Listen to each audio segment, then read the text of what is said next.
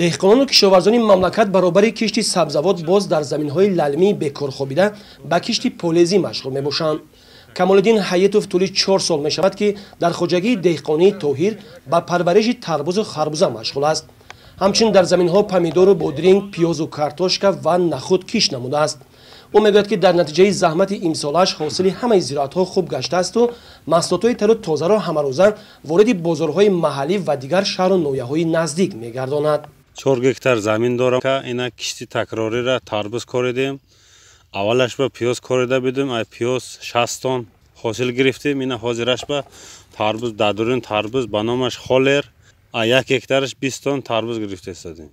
Айсин пахта коридагим 1 гектар я 25 то ҷихорӣ коридагим. Поён ба 20 то шолӣ коридагим кишти такрорира. Ам хеле хосирои хушро гирифта истодем.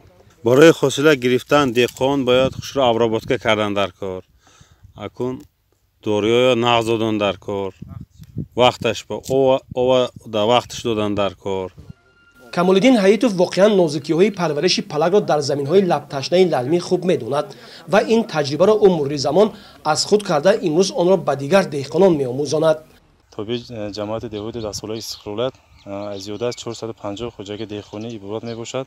шуғли асосиён кишоварзӣ хати машғул мебошанд. кишти асосӣ ба картошка, пиёз ва дигар сабзавотҳо ҷамъоварӣ намуданд.